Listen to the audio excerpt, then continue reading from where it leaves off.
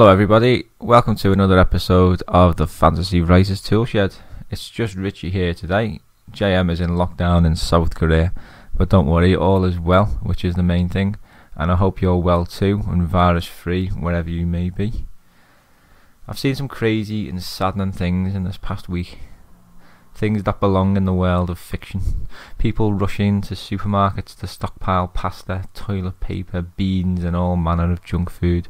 Aggressive mothers with trolleys stacked high, elbowing and kicking anyone who appears to glance in their direction. The shelves wiped clear, leaving a few foul-flavoured pot noodles for the old lady, already horrified and afraid of what she's hearing and reading every day. The leader of her country telling the nation that loved ones will die, that the vulnerable, indeed her very self, will bear the brunt of what's to come. No reassurance offered, no compassion, no help nor love, not from her leader, nor from anybody else in our self-centered society, it seems. Within a matter of days it feels as if the entire world has gone into a frenzied shutdown. Collectively, humanity has retreated into a shell. Gossip and fake news are rifer than the virus itself. When panic and fear become the norm, the innate instinct to survive kicks in. Survival of the fittest, dog eat dog. The whole stockpiling fiasco is evidence enough of that. COVID-19, or whatever it's called today, poses a threat to us all, but the greater threat to humanity is still itself. The gun still hovers over the temple, finger stroking the trigger. Humanity will destroy itself before any virus does, and what we're seeing now is the very worst in people. All we can do is hope. Indeed, hope is all we have left, that we learn as a species from this coronavirus craziness. But if history has taught us anything, humanity is somewhat lacking when it comes to learning from the past. But there have been a lot of inadvertent benefits from this global lockdown. The environment, for example, is benefiting from the pause in industry and travel. Just look at Venice. There was a dolphin appeared in its waters for the first time in 60 years. There's all kinds of schools of fish swimming around, and people can actually see the bottom of the canals. And another benefit is that a lot of people now have a lot more time on their hands. I've heard people who have never heard talk about books saying they're stockpiling them like toilet rolls for their weeks of isolation. So, what else can you do with all this time, all these lonely hours? Well, one big one is write, of course.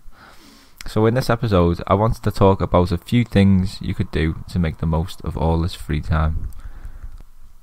And number one is help others.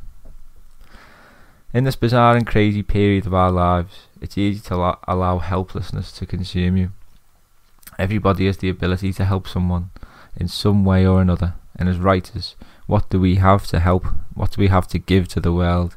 Books and stories, entertainment. So this week, I made a decision to give away ebook versions of my two books, Flying on the Ground and A Fantasy Writer's Handbook, to those people stuck in isolation. Like I said before, I've heard people say they're stockpiling up on books for the long hours indoors. Well, if you're looking for something to read, have these copies. If they can help you take your mind off this madness, even for just a little while, then it's worth it. So if you're a writer and you've got some books out, why not try something similar? I ran mine as a special offer through Amazon. I had to enlist my books in Kindle Unlimited for 3 months to get access to the offer, but I have to say it's been worth it. I've had so many positive comments from people saying how they're helping them cure their boredom. That alone makes it worthwhile. And an added bonus is that I've been able to shift over 200 copies, and I've shot up the bestseller lists. So thank you everyone who's downloaded so far. So from your perspective, what you could look to do if you didn't want to do that through Amazon, you could email copies out of your books to your mailing list. You could serialize stories or chapters of your novel on your blog or social media pages for your followers. You could do what I'm doing now, which is a podcast or an audio recording, or you could even do something like make videos. I mean, what we have now, the benefit we have is that we have so much more time to experiment with and find new ways of reaching our audience, and an audience that is actively engaged because they've got all this free time. Just dedicate a bit of time to playing around with marketing techniques, and you never know, you might benefit from it. So Moving on to our second point, and this is something that came from one of our regular listeners, Keith. Hello, Keith. Shout out to Keith there if you're listening today. I hope you're well and virus free. So Keith's query was all about developing ideas and finishing projects. So Keith wrote to me to say that he has an idea and a scene, but he doesn't know where to take it. So that's a very good query, I think, Keith. I think that happens to a lot of people, and it's one I struggle with for a long time. I get an idea for a scene, we'll get super excited about using it in the story, but quickly lost momentum when I couldn't find a way of building a story around it. So I think the problem that I ran into with this approach is that I was looking at the story or trying to create it from the wrong angle. I used to regard plot as the king, but although it's important, I've learned that a couple of other things need to be considered first, and then that helps you come up with the plot. So bear in mind, this is just my approach. It works for me, it may not work for you. So number one for me is the premise. This is the purpose of the story. What is it about? In other words, the theme.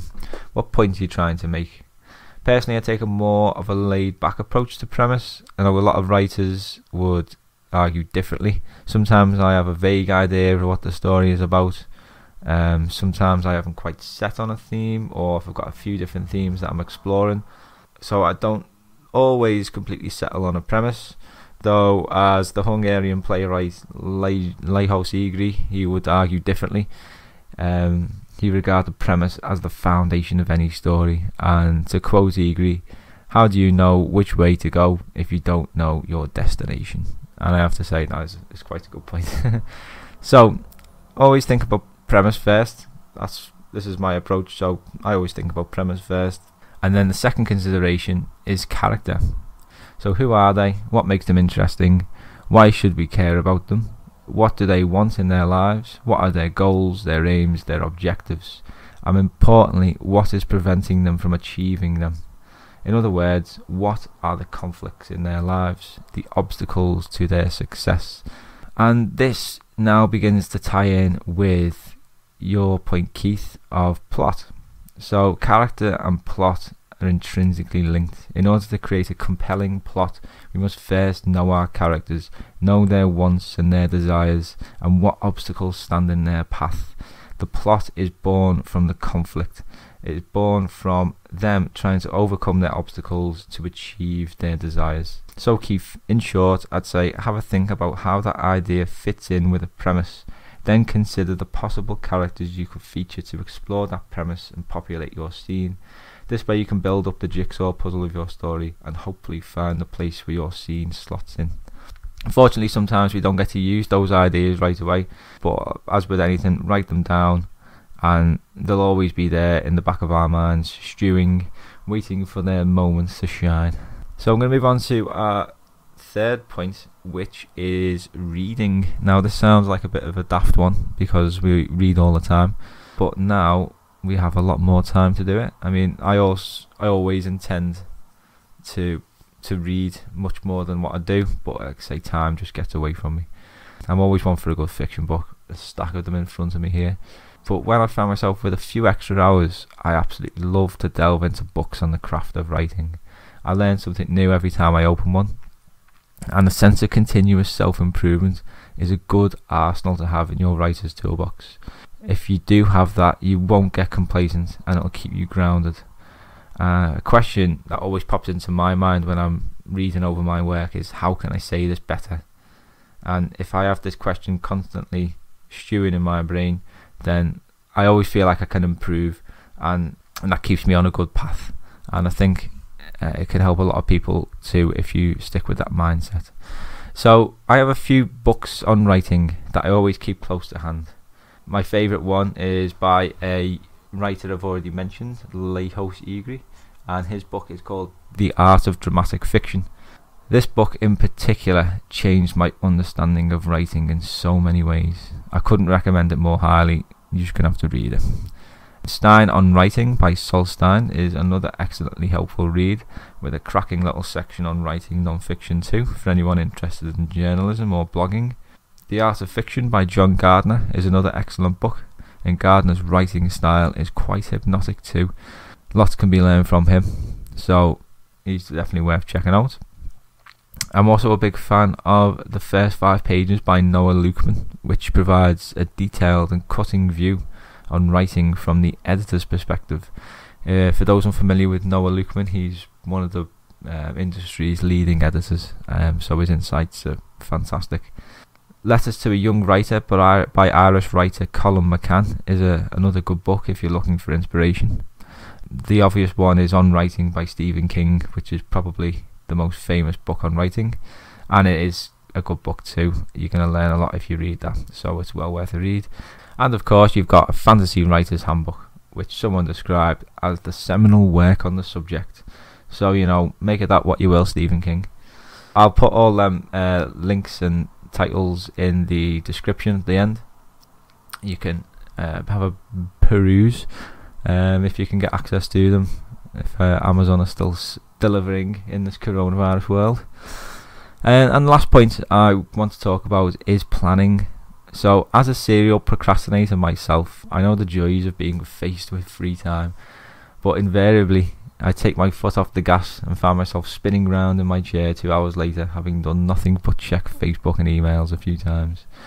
Now, not everyone is the same, but I find it helpful to set myself targets or goals. I will get to page 10 by the end of the day, or I will finish that story by Sunday. It keeps your mind focused, and naturally you end up wasting less hours. So to help me do this, I like to keep a lot of to-do lists. I find the visual reminder really helpful, and I mean, there's one thing I use a lot of paper and pens is the main one I'd use for to-do lists, but to keep that sort of visual reminder, if you're doing a lot of computer-based work, you can get an app for Windows called Sticky Notes, which I find very helpful, and it just is like a little pop-up in the top corner of your screen, and that just gives you a list, or you can basically type whatever you want in it. It doesn't really have to be made for lists, but give it a whirl and see what you think. So that's basically it today. It was just a quick episode just to talk about a few ways you can make the most of all these hours of isolation. So helping others is so important in this moment in time. It just feels like humanity is sort of disintegrating, so if we can help in any way that we can, it's so worth it. As writers, we are the sources of entertainment, so hopefully we can make people's lives a little bit better with our words and our craft. Secondly, finish those projects. Hopefully that helps you there, Keith, with them ideas. Reading, make the most of your reading time. This is a good opportunity to learn as well as to enjoy reading fiction. We've got lots of time to kill. And lastly, planning. Make the most of all this free time. Don't waste it like I do. With all this free time, I think JM and I will be doing a few more episodes. We'll be back in a couple of weeks' time with Charles Remington, who's a writer, a book reviewer for Reader's Favourite, and also he's the editor of a new book of 2-sentence horror stories called Nano Nightmares. Now, I was lucky enough to get a few stories of mine published in this book. It's out officially on the 2nd of April, though I do think you can get it early on Amazon. So I'm going to read you out one of my stories now. It doesn't actually have a title, so enjoy, and until next time, chaps, please stay safe and keep washing those hands. I'd caught him staring at me from across the room with those oddly coloured eyes, one dark, the other blue, and now he was following the clop of my heels along the dark and quiet street. Almost running, I chanced to look over my shoulder and couldn't see him over the tops of the cars. But before I could exhale a sigh of relief, a wolf-like howl shattered the night and set every hair on my body on edge.